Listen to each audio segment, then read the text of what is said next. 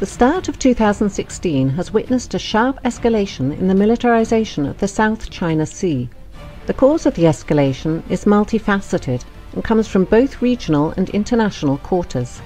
The militarization has been initiated and exacerbated by both China and the United States, both bearing responsibility for the current level of tension in the region. The USS John C. Stennis Carrier Strike Group sailed to the region from its home port in Bremerton, Washington on January 15th and passed through the Luzon Strait separating Taiwan and the Philippines on March 1st. The Stennis is accompanied by the guided missile cruisers, the USS Antietam and the USS Mobile Bay, as well as the guided missile destroyers USS Stockdale and USS Chung Hoon. The Antietam is based at Yokosuka, Japan, and was ordered off its normal patrol to join the Carrier Strike Group. The 7th Fleet flagship, the USS Blue Ridge, is also in the area, having docked in Manila on March the 4th. Trilateral talks were held on board the Blue Ridge on March the 5th between the US Navy, Japanese Maritime Self-Defense Forces, and the Philippine Navy. The key subject of discussion was how the three nations can work together to confront China in the South China Sea, promote security and stability in the region, and develop future multilateral training and exercises. The current deployment of the Stennis CSG to the region follows the previous deployment of the USS Lamson guided missile destroyer to the Spratly Islands last October, and the USS Curtis Wilbur to the Paracel Islands in late January of this year. The US has also increased surveillance flights over the areas by P-8 Poseidon patrol aircraft, as well as in one case B-52 strategic bombers. The navies of China and Vietnam fought a naval engagement for control of the Paracel Islands in 1974, which resulted in China's de facto control of the islands. China has established a military presence on Woody Island since that time, and has engaged in an extensive expansion of the base in recent years. Woody Island now has an extensive military airbase with a number of newly built hangars and munition storage buildings. In February, satellite surveillance revealed the deployment of 2 batteries of HQ-9 surface-to-air missile launchers, as well as supporting vehicles such as an engagement radar and the Type 305B ASAR acquisition radar on the northern end of the island. Last November, China announced the deployment of J-11 fighters to Woody Island. As land reclamation and building efforts on the part of the Chinese continue at Fiery Cross Reef and Mischief Reef in the Spratly Islands, with no signs of slowing down in the immediate future, it will be interesting to see if the US Navy increases the size and tempo of future patrols in the area.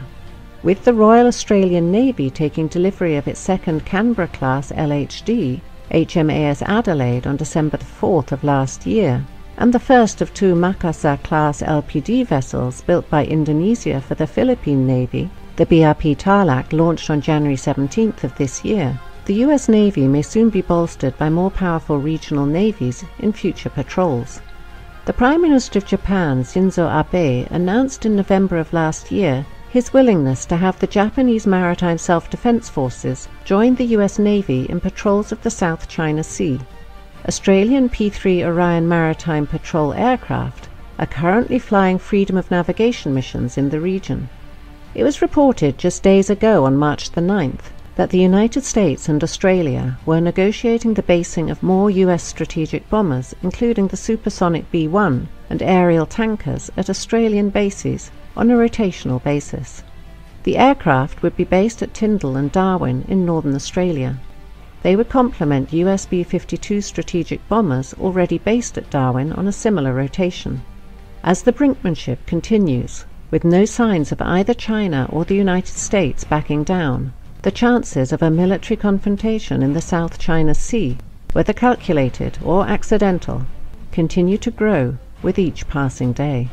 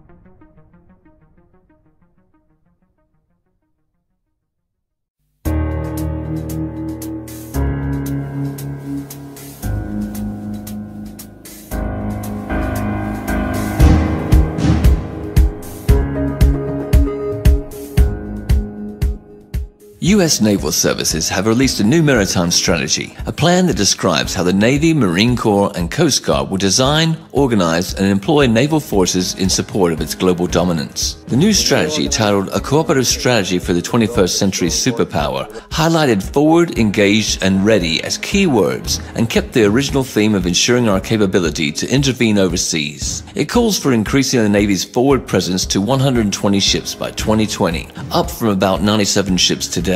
This includes forward basing 4 ballistic missile defense destroyers in Spain and stationing another attack submarine in Guam by the end of 2015. The Navy is scheduled to increase presence in the Middle East from 30 ships today to 40 by 2020. The strategy reinforces the continued need to strengthen the partnerships and alliances by stressing the importance of operating in NATO maritime groups and participating in international training exercises. The U.S. strategy emphasizes operating forward and making proxies across the globe, especially in the Indo-Asian Pacific region.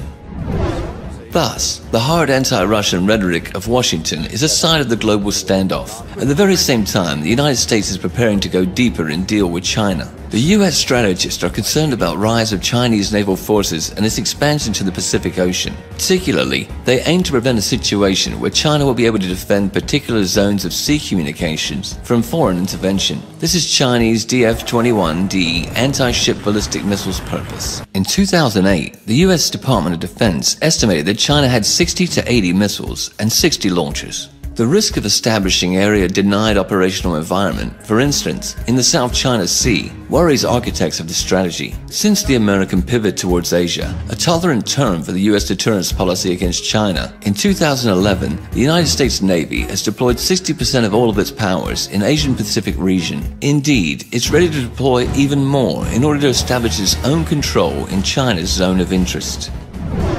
Armed with its own unparalleled navy, the U.S. gets a louder voice and more power to restrict military or economy use of the oceans by other countries. In other words, it indicates the U.S. intention to control the trade in the Indian Ocean and the Pacific, or even monopolize it in those waters. Now here's where the problem is. In April, China overtook the United States as the world's top importer of crude oil, and 80% of this oil, and many other important resources, China imports through the Malacca Strait, which the Chinese Navy doesn't control. In this context, it's clear why Beijing claims sovereignty over nearly all of the South China Sea, and is building a military base in Djibouti. China supports counter-piracy operations in the Gulf of Aden, conducts humanitarian assistance and disaster response missions enabled by its hospital ship, and participates in large-scale, multinational naval exercises. Washington immediately protested against the China-Djibouti relations and expressed concern over China's plans to build a military base in the Obok region, but to no avail.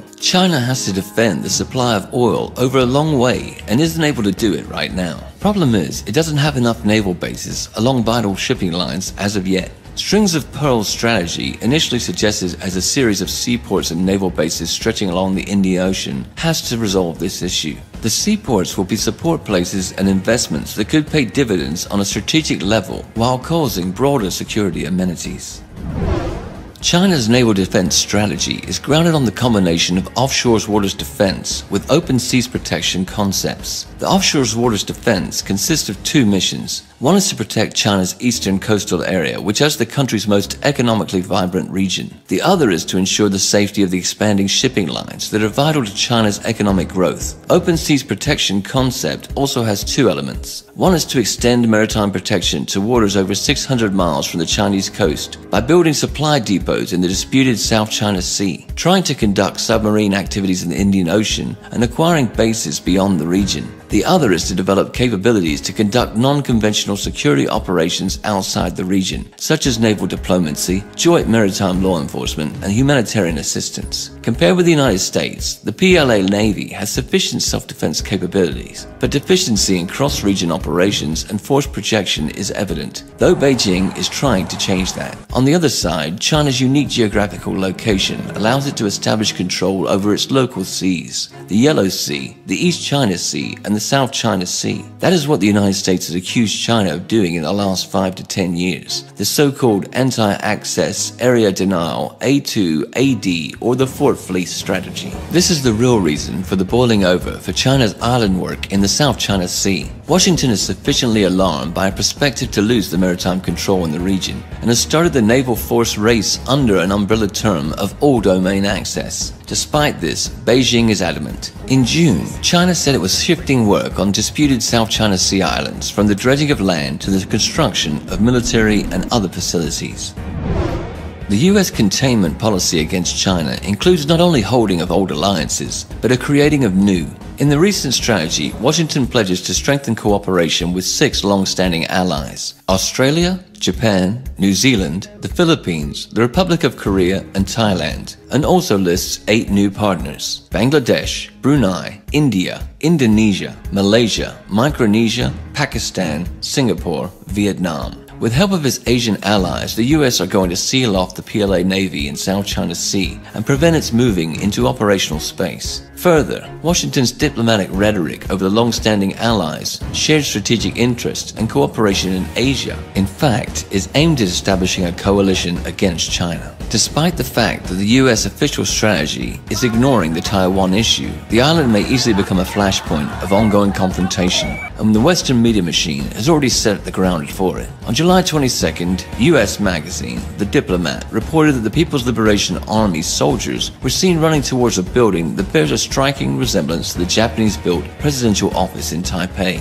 During the Series C of this year's live-fire Stride 2015 Zurine military exercises, the magazine argues 2 things. First is that PLA is practicing the storming of the presidential office to bring pressure on Taiwan in the context of its presidential and legislative elections in January 16, 2016. Second is Chinese military has been preparing to invade the island, but the fact should be taken in its proper context. The military drills are a signal not for Taiwan, but for the US. China shows its capacity to solve a Taiwan problem by force, to predict an attempt to use the island for strengthening of the US military presence. Also, aggressive activity of US special services through Taiwan or an economic sabotage threatening it. In other cases, Beijing would much prefer to reintegrate Taiwan without having to resort to force, but by cultural, economic, and political tools. Moreover, it already has a successful experience of lost territories reintegration, Macau and Hong Kong.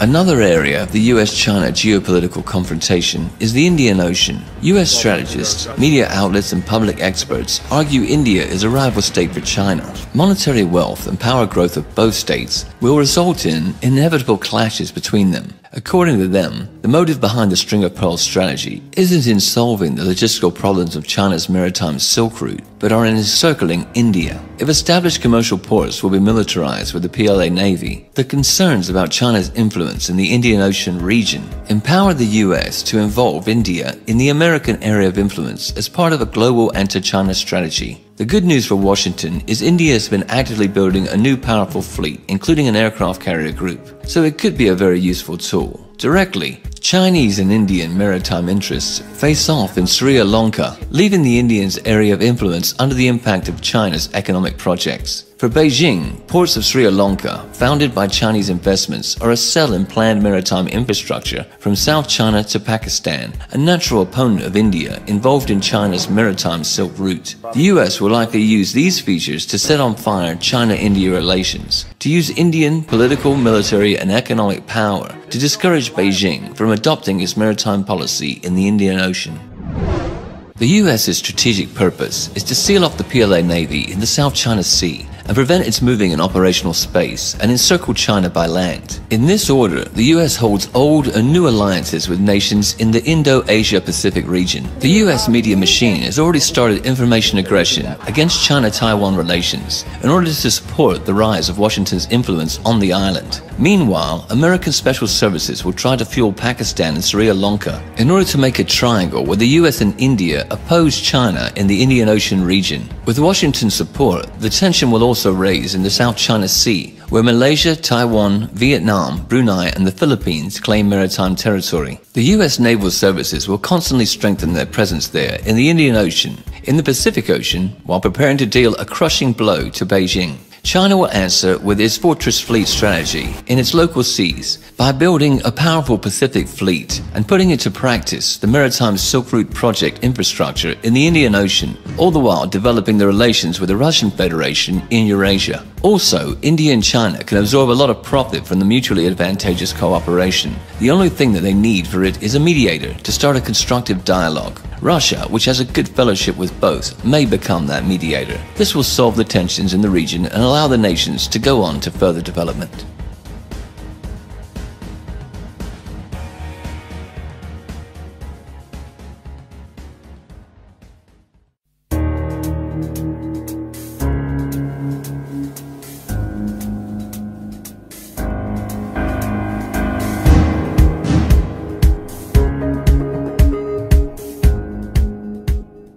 After months of mounting rhetorical war, the United States has conducted a patrol through the South China Sea.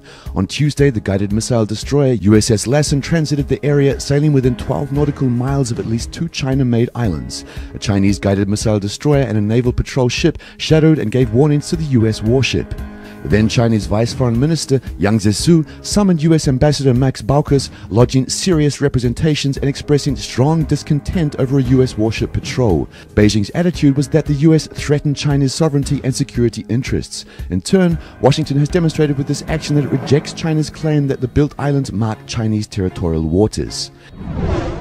Indeed, it wasn't the first public confrontation of the US and China. Tuesday's US patrol parallels the response to China's 2013 assertion of its expanded air defense identification zone in the East China Sea. Washington responded by dispatching 2 B-52 bombers to fly through the newly claimed Chinese airspace, defying China's rights to assert sovereignty over what the United States classified as international airspace. The official US position is that its vessels would sail close to land masses occupied by Vietnam and the Philippines, as well as to demonstrate support for freedom of navigation rather than the specific targeting of China. Nonetheless, it's clear that these so-called freedom of navigation patrols will continue, the US regional allies also claiming the South China Sea waters will likely welcome the actions. Despite the rhetoric about a freedom of navigation, the US has pragmatic interests in this region. In the ongoing US-China standoff in the Indo-Asia-Pacific region, the East and South China Seas, the Strait of Malacca, the Bay of Bengal and Indian Ocean, as well as countless peripheral lagoons and bays, a crucial point of the competition. Ownership of a particular island, reef or rock, and the right to name a body of water is more than a question of sentimentality. It is the foundation of many national policy strategies. Securing the right to patrol, build bases, and regulate trade through these waterways can mean access to the resources critical to sustain economic growth and political stability. The Obamas' pivot to Asia and the US newly released maritime strategy de facto means that Washington has taken a course on a long-standing countering of China's influence in the region. A core but often unstated component of the US national strategy is to maintain global superiority at sea. By controlling the seas, the United States is able to deploy military power and to control the movement of goods worldwide. China's maritime strategy aimed to defend its eastern coastal area and crucial maritime routes in the Indian Ocean challenges the American approach. China has already stated continued incursions will lead to more concrete responses. The question now is one of the next steps. It's likely that neither side with contrary maritime interests will find the answer to avoid a crisis even if they did want to do this. Furthermore, they have domestic and international reasons not to step back from their contradictory positions. In the Indo-Asia-Pacific region, the US has been rapidly building political, economic and military alliances to balance the raise of China's economic and military power. Beijing can't ignore this fact. Thus, both sides systematically move to a situation making possible a confrontation. But firstly, the tensions should escalate into crisis in the South China Sea.